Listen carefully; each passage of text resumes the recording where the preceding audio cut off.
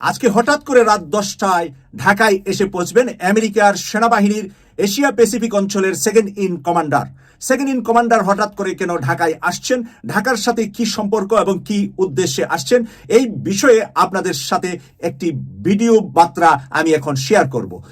দর্শক বন্ধুরা, breaking news America থেকে, আমেরিকার আপনার শীর্ষ একজন সৈন্য, তিনি হচ্ছে আপনার বাংলাদেশে আসতেছে।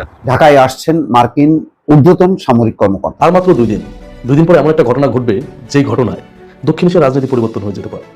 আর দুদিন পরে যেন ওই ঘটনাটা না ঘটে, এটার জন্য কিন্তু ইন্ডিয়ার উঠে পড়ে লাগছে। গতকালকে বিজেপির একজন মন্ত্রী, ভারতের যে পররাষ্ট্রমন্ত্রী, তিনি যে বক্তব্য দিয়েছেন, এটি স্পষ্ট বোঝা যায় ভারত চাইছে শেখ হাসিনার পতন হোক। বিশ্লেষকরা বলছেন যে শেখ হাসিনা চীনের সাথে যেই সম্পর্কের গভীরতা করেছিল, এটাতে ভারত এবং মার্কিন যুক্তরাষ্ট্র উভয়ই খুবই ক্ষিপ্ত ছিল। সেই কারণে 5ই আগস্টের আগেই ভারত জানতো যে এটা সরকার পতনের একটা আন্দোলন, ইভেন জনরোষ তৈরি হচ্ছে এই সরকারের বিরুদ্ধে। তাহলে 8 মাস পর্যন্ত যারা ওয়াকারুজ্জামানের ভয় দেখাইলো, যারা বললো যে সেনাপ্রধান শেখ হাসিনার আত্মীয়, তাই বলে যে কোনো মুহূর্তে আসবে, তাহলে 8 মাসে তো আসলো না। সেনাবাহিনী আমাদের সার্বভৌমত্বের প্রতীক। আমাদের দেশ রক্ষার জন্য একটা জায়গায় যখন সবকিছু শেষ হয়ে যায়, তখনও জনগণের সর্বশেষ আস্থাটা রাখতে হয় এই বাহিনীগুলোর প্রতি। প্রধান উপদেষ্টা ডক্টর মোহাম্মদ ইউনূসের বিদেশ সফরকে কেন্দ্র করে নানা ধরনের ষড়যন্ত্র গুজব চলছে বলে অভিযোগ করেছেন বিএনপির সিনিয়র যুগ্ম মহাসচিব রুহুল কবির রিজভী আহমেদ। কিছু পুলিশ সদস্যের গোপন বৈঠকের উদ্দেশ্য নিয়ে প্রশ্ন তোলেন রিজভী। অভিযোগ করেন, দেশের এই পরিস্থিতিতে তারা আইন শৃঙ্খলা পরিস্থিতি ঠিক না করে ষড়যন্ত্রে লিপ্ত। পুলিশ ক্লাবে আপনার অর্ধশত পুলিশ কর্মকর্তাদের একটি বৈঠক হয়েছে, গণমাধ্যমে এসছে। শত চেষ্টার পরও গোপন থাকছে না গণহত্যা ও মানবতা বিরোধী অপরাধের মামলায় গ্রেপ্তারি পরোয়ানার তথ্য। ট্রাইব্যুনাল থেকে পরোয়ানা জারির পরপরই জেনে যাচ্ছেন আসামি পুলিশ কর্মকর্তারা। এভাবে কর্মস্থল ছেড়ে গা ঢাকা দিয়েছেন 15 থেকে 20 পুলিশ কর্মকর্তা। বাংলাদেশকে নিয়ে ভারত নানা সময় নানা ষড়যন্ত্র করে আসছে। এই মুহূর্তে সবচাইতে বেশি ষড়যন্ত্রের ডালপালা বাংলাদেশে ছড়িয়ে দিচ্ছে ভারত এবং ভারতীয় গোয়েন্দা সংস্থা র। কেন বাংলাদেশে এই মুহূর্তে সবচাইতে বেশি আকারে ভারত ষড়যন্ত্র এবং তাদের যেই মিথ্যা অপপ্রচার ছড়িয়ে দিচ্ছে, তার প্রধানত একটি কারণ। আসসালামু আলাইকুম প্রিয় দর্শক, বর্তমান বাংলাদেশের রাজনৈতিক প্রেক্ষাপট বা রাজনৈতিক পরিস্থিতির উপর বিশ্লেষণ করে আপনাদের সামনে কিছু গুরুত্বপূর্ণ ভিডিও ফুটেজ নিয়ে হাজির হয়েছি। এমনকি দর্শক, আমি আশা করছি যারা ভিডিওটি অন করেছেন তারা ভিডিওটি না টেনে সম্পূর্ণ মনোযোগ সহকারে দেখবেন, তাহলে এই ভিডিওর মূল রহস্য বা আসল ঘটনাগুলো জানতে বা বুঝতে পারবেন। তো প্রিয় দর্শক, আমি আর বেশি কথা বাড়াবো না, চলুন দেখে আসি আজকের সেই কাঙ্ক্ষিত ভিডিওগুলো। তবে তার আগে বলি, যারা এখনও চ্যানেলটি সাবস্ক্রাইব করেননি তারা সাবস্ক্রাইব করে পাশে থাকা বেল আইকনটি বাজিয়ে দিবেন, আর যারা ইতিমধ্যে সাবস্ক্রাইব করে রেখেছেন তাদেরকে অসংখ্য ধন্যবাদ। তো চলুন দর্শক, একটা লাইক দিয়ে আমরা ধারাবাহিকভাবে সকল ভিডিওর বিস্তারিত আলোচনা দেখে আসি। আজকে হঠাৎ করে রাত 10টায় ঢাকায় এসে পৌঁছবেন আমেরিকার সেনাবাহিনীর এশিয়া প্যাসিফিক অঞ্চলের সেকেন্ড ইন কমান্ডার হঠাৎ করে কেন ঢাকায় আসছেন, ঢাকার সাথে কি সম্পর্ক এবং কি উদ্দেশ্যে আসছেন, এই বিষয়ে আপনাদের সাথে একটি ভিডিও বার্তা আমি এখন শেয়ার করব। তো সেখানে আমরা দেখতে পেয়েছি যে এই মুহূর্তে আমেরিকার এত বড় মাপের সেনা অফিসার ঢাকায় আসার পিছনে কারণ হলো মায়ানমার এবং সেইখান থেকে কয়েকটি রাজ্য নতুন করে তৈরি হওয়া একটি নতুন রাষ্ট্র, আরাকান রাষ্ট্র তৈরি হওয়া নিয়ে জল্পনা আর কল্পনা চলছে। এবং ডক্টর মোহাম্মদ ইউনূস চায়না যাওয়ার 36 ঘন্টা আগে তিনি ঢাকায় আসছেন, কারণ চায়নার সাথেও এখানে যোগসাজ রয়েছে। একটা কথাই আছে যে আমার টার্গেট আর আপনার টার্গেট যদি মিলে যা, তখন আপনি আমার কিছু কিছু জায়গায় দ্বিমত থাকলেও আমরা সেই টার্গেটকে ফিল আপ করার জন্য একমত হয়ে যাই। বা এভাবে আমরা বলে থাকি যে আমার দুশ্মন আর আপনার দুশ্মন যদি একই ব্যক্তি হয়, তখন আমার আপনার ভিতরে যে ছোট দুশ্মনী আছে সেটা ভুলে গিয়ে আমরা বড় দুশ্মনকে হটানোর জন্য চেষ্টা করে থাকি। তাই বাংলাদেশের স্বার্থ, চায়নার স্বার্থ, আমেরিকার স্বার্থ এক হয়ে যাচ্ছে। মায়ানমার রাখাইন রাজ্যে এখানে আরাকান মুসলিম দেশ গঠনের ভিতরে তার পরপরই যেটা হবে ভারতের 7 সিস্টারের মধ্যে মণিপুরে একটি খ্রিস্টান দেশ হবে, যেখানে খ্রিস্টান ধর্মের মানুষই সবচাইতে বেশি। এবং মণিপুরের সরকারকে বাতিল করে দিয়ে, পার্লামেন্ট মণিপুরের ভেঙে দিয়ে কেন্দ্রীয় সরকার সেটা এখন পরিচালনা করছে। মণিপুরের অবস্থা আমরা ইতিমধ্যে জেনেছি যে মণিপুরের কিছু অংশ আবার চায়না দখল করেও নিয়েছে। তাই সেই কারণে সেই দৃষ্টিভঙ্গিতে ভারতের উপরে এবং মায়ানমারের উপরে বড় মাপের হস্তক্ষেপ করা হবে আমেরিকা, চায়না এবং বাংলাদেশের ডক্টর মোহাম্মদ ইউনূসের মাধ্যমে।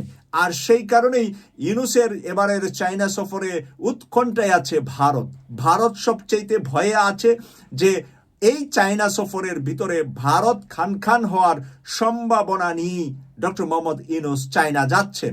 আর এই চায়নাকে ফিরানোর জন্য বাংলাদেশে বিভিন্ন ধরনের গুজব, বিভিন্ন ধরনের বিষয় নিয়ে এখন ছড়ানোর চেষ্টা করছে, যেই গুজবগুলা শুনলে আমরা সবাই এটাকে বাস্তব বলে মনে করে নিচ্ছি এবং মনে করছি। প্রিয় দর্শক, এখানে সবচেয়ে বড় খেলাটা খেলবেন ডক্টর মোহাম্মদ ইউনূস। আগামী এই 26 তারিখ, মাত্র 36 ঘন্টা পরে উনি চায়না যাবেন এবং চায়নায় থেকে উনি 29 তারিখে ফেরত আসবেন।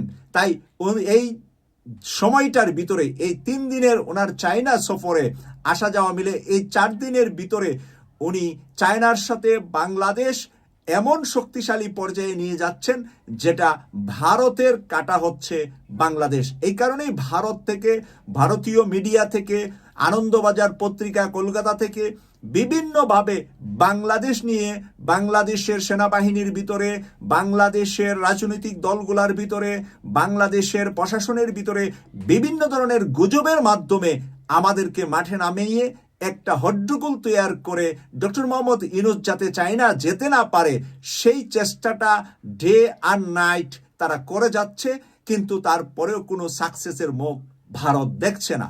তাই আমি একটু আপনাদের সাথে অডিওটা একটু শেয়ার করছি, তারপরে আমি এই বিশ্লেষণটা শেষ করব। রাখাইন রাজ্যের সীমান্তে সামরিক উত্তেজনা ক্রমশ বৃদ্ধি পাচ্ছে, আর আগামী দিনে আরাকান আর্মি একটি বড় সামরিক অভিযান শুরু করতে পারে বলেও ধারণা করা হচ্ছে। ঠিক এই পরিস্থিতির মধ্যেই যুক্তরাষ্ট্রের প্যাসিফিক কমান্ডের deputy commanding general lieutenant general Joel vowel ঢাকায় আসছেন তার দলের সঙ্গে। দক্ষিণ এশিয়ার সামরিক নিরাপত্তা নিয়ে তিনি বাংলাদেশ সেনাবাহিনীর শীর্ষ কর্মকর্তাদের সঙ্গে গুরুত্বপূর্ণ আলোচনা করবেন বলে জানা যায়। মাত্র 2 দিন পরে এমন একটা ঘটনা ঘটবে যেই ঘটনায় দক্ষিণ এশিয়ার রাজনীতি পরিবর্তন হয়ে যেতে পারে। আর এই 2 দিন পরে যেন এই ঘটনাটা না ঘটে, এটার জন্য কিন্তু ইন্ডিয়ার উঠে পড়ে লাগছে। বাংলাদেশে বিশৃঙ্খলা সৃষ্টি করার চেষ্টা করতেছে, আওয়ামী লীগের অনেককে দিয়ে মিছিল করাইতেছে, এই সমন্বয়কদের ভিতর ঝামেলা বাধাই দিছে। দেখতে পারতেছেন সেনাবাহিনীদের ভিতরে একটা থমথমে অবস্থা। কি জন্য? 2 দিন পরে যেন এই ঘটনাটা না ঘটে। ডক্টর মোহাম্মদ ইউনূস আপনারা জানেন চায়না সফরে যাবে 2 দিন পরে, 26 তারিখে যাওয়ার কথা, আমি যদি ভুল না বলি। তাকে নেওয়ার জন্য বিমান পাঠাইতেছে। কে পাঠাইতেছে? চায়নার প্রেসিডেন্ট। এখন দেখেন, চায়নার প্রেসিডেন্ট ঠিকই ডক্টর মোহাম্মদ ইউনূসকে চিনছে, হুইজ ডক্টর মোহাম্মদ ইউনূস, কিন্তু আসলে মোদি চিনতে পারে নাই। সেটা মোদির ব্যর্থতা। আসলে একজন চাওয়ালা কিভাবে একজন ওয়ার্ল্ড সেলিব্রিটিকে চিনবে বলেন? ওই যে একটা কথা না, মুচির নজর পায়ে থাকে সবসময়, যে কাউকে ছোট করি নাই, এটা বাস্তব কথা। যে ওই যে কথা বলে যে মুচির নজর পায়ে, হ্যাঁ, তো মোদির নজর ওইখানে। এই ডক্টর মোহাম্মদ ইউনূস যে দেশের প্রধান উপদেষ্টা, সেই দেশটা দক্ষিণ এশিয়ার অনেক গুরুত্বপূর্ণ একটা দেশ। সে দেশটার নাম হচ্ছে আপনার প্রিয় জন্মভূমি বাংলাদেশ। এই বাংলাদেশ চাইলে পুরো দক্ষিণ এশিয়ার রাজনীতি পরিবর্তন করে দিতে পারে, পুরো দক্ষিণ এশিয়ার রাজনীতি চেঞ্জ হয়ে যাবে। আপনারা জানেন দক্ষিণ এশিয়ার পরাশক্তি হচ্ছে চায়না, এবং পৃথিবীর পরাশক্তি হওয়ার দৌড়ে কিন্তু চায়না অনেক এগিয়ে আছে। আমরা জানি আমেরিকা পরাশক্তি, কিন্তু আমেরিকার সব মেন টার্গেট হচ্ছে বর্তমানে চায়না, কারণ আমেরিকা বুঝে গেছে চায়না যদি এভাবে উঠতে থাকে অতি দ্রুতই পরাশক্তি হয়ে যাবে। তো চায়নাকে দমন করতে চায় হচ্ছে আমেরিকা। এখন এই দক্ষিণ এশিয়ার পরাশক্তি, এবং এখানে কিন্তু আমাদের দাদা বাবুরাও নিজেরা পরাশক্তি হইতে চায়, নিজেরা পৃথিবীর বুকে নিজেদের প্রমাণ দিতে চায়, একটু দেখাইতে চায় যে আমরা আছি। কিন্তু বাংলাদেশ এমন একটা জায়গায়, এখানে ইন্ডিয়ার জন্য 7 সিস্টার খুবই গুরুত্বপূর্ণ একটা জায়গা, খুবই গুরুত্বপূর্ণ। এই যে রাজ্যগুলা ইন্ডিয়ার জন্য খুবই গুরুত্বপূর্ণ। এখান থেকে যদি একটা রাজ্য বিভক্ত হয়ে একটা দেশ হয়, বিশ্বাস করবে না, ইন্ডিয়ার ভিতরে বিশৃঙ্খলা সৃষ্টি হয়ে যাবে। কেরালা, পাঞ্জাব, এরা বলবে আমাকে আলাদা আলাদা রাষ্ট্র দাও, কাশ্মীর। আর যখন একটা দেশের ভিতর বিশৃঙ্খলা সৃষ্টি হবে, সে পৃথিবীর বাইরের দেশ নিয়ে কীভাবে চিন্তা করবে বলেন? তখন কি চিন্তা করবে যে আমি পরাশক্তি হই? তখন চিন্তা করবে যে আমার দেশের আগে শান্তি শৃঙ্খলা ঠিক করি, ঠিক না? তো এই জন্যই এই বাংলাদেশ চাইলে পুরো দক্ষিণ এশিয়ার রাজনীতি কীভাবে পরিবর্তন করতে হবে। আপনারা দেখেন তিস্তা প্রকল্প কীভাবে ঝোলাই রাখছে। এখন এই যে চায়না হচ্ছে ইন্ডিয়ার শত্রু, চায়নাতে ডক্টর মোহাম্মদ ইউনূস যাচ্ছে, চায়নার সাথে যে গিয়ে অনেকগুলো চুক্তি করে আসে, চায়না তো রেডি হয়ে বসে আছে দেওয়ার জন্য। এই জন্য তো ডক্টর মোহাম্মদ ইউনূসের জন্য বিমান পাঠাইতেছে। এই চুক্তিগুলো যদি হয়ে যায়, তখন ইন্ডিয়া কি করবে? ইন্ডিয়া তো হাই করা ছাড়া কোনো উপায় নাই, কারণ ইন্ডিয়া তো চিনতে পারে নাই। উচিত ছিল ডক্টর মোহাম্মদ ইউনূসের যে সম্মান, সে সম্মানটা ইন্ডিয়া দেওয়া, কিন্তু না। ডক্টর মোহাম্মদ ইউনূসকে নিয়ে বিভিন্ন ধরনের অপপ্রচার করছে, তাকে সুদ করে হ্যান ত্যান, যা পারছে তাও বলছে, যা না পারছে তাও বলছে ইন্ডিয়ার টিভি চ্যানেলগুলো। ডক্টর মোহাম্মদ ইউনূস প্রভাবশালী নেতা হয়ে যাচ্ছে এই দক্ষিণ এশিয়ার অতি দ্রুতই। বুঝতে পারছেন? একটু দেখতে থাকেন। আর এই সফরটা যদি সুন্দরভাবে হয়, সত্যি করে বলতেছি, ইন্ডিয়ার কপালে কষ্টই আছে। ভাবা যায়। আমার এখন গোলাম মোল্লা রনির একটা কথা মনে পড়ছে। কোন কথাটা? যে নির্বাচনের পর যখন শেখ হাসিনা চীন সফরে গেলেন, তো এই চীন সফরটায় বেশ কিছু চুক্তি হওয়ার কথা ছিল, ঋণের জন্য আবার গিয়েছিলেন। ওইখান থেকে আসার পর এই সরকার পতনের বিভিন্ন সিমটমগুলা একের পর এক আসলো। আনটিল জুলাইয়ের 18 বা 19 তারিখ পর্যন্ত সরকার ভাবতেও পারেন এটা সরকার পতনের আন্দোলন। আগস্টের প্রথম দিক দিয়ে আইসো সরকার বুঝতে পারে নাই এটা সরকার পতনের আন্দোলন। সরকার ভাবছিল এটা কোটা আন্দোলন। সরকার পতনের পরও আওয়ামী লীগের যে সকল নেতারা গণমাধ্যমে কথা বলেছেন তারা কিন্তু সবাই বলেছেন এটা বুঝতে পারেনি সরকার পতনের আন্দোলন ছিল। যখন বুঝতে পারছে তখন অনেক লেট হয়ে গেছে। কিন্তু আওয়ামী লীগের সবচেয়ে বেশি মিত্র যে রাষ্ট্র এবং দলটার প্রতি আওয়ামী লীগ সবচেয়ে বেশি আনুগত্য করেছে সেটা হচ্ছে ভারত এবং বিজেপি, কংগ্রেস না বিজেপি।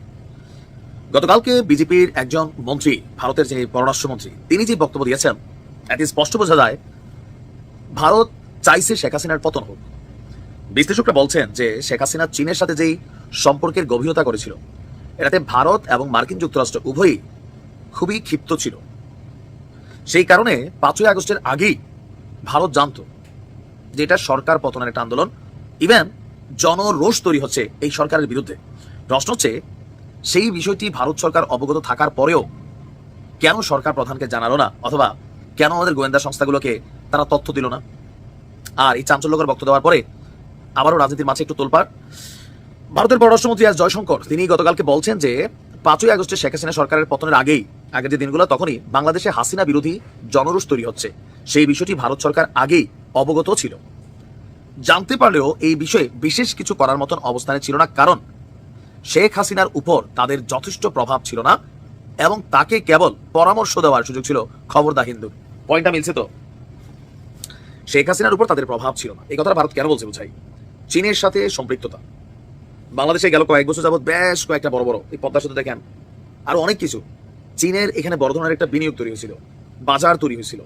এবার এখনো ডক্টর মোদী ইউনূসের বেলায় চীন নিজস্ব বিমান পাঠিয়ে ওনারা আলাদা নেওয়ার জন্য প্রস্তুত।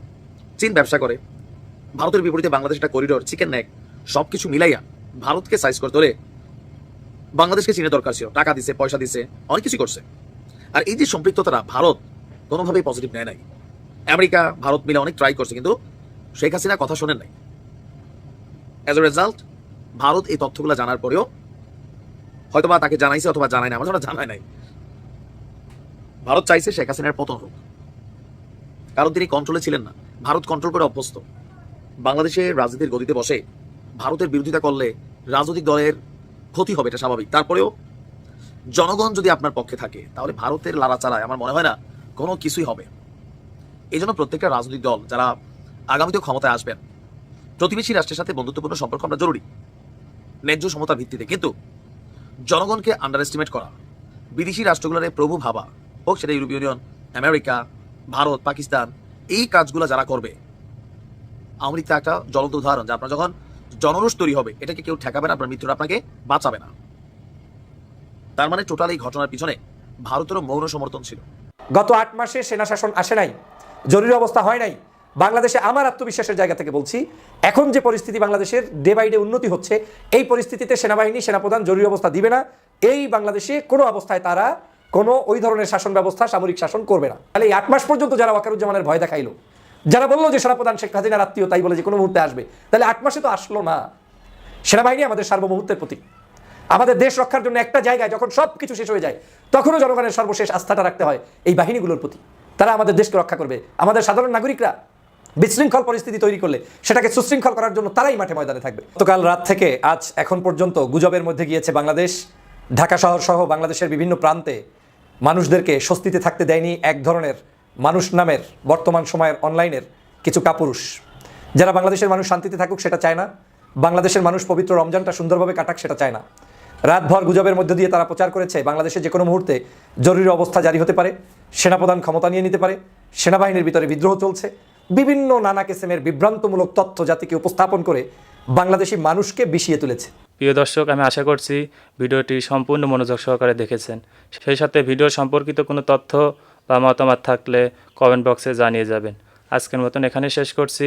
ফিরে আসছি আগামী দিনে অন্য কোনো টপিকস নিয়ে। সে পর্যন্ত ভালো থাকবেন। আল্লাহ হাফেজ।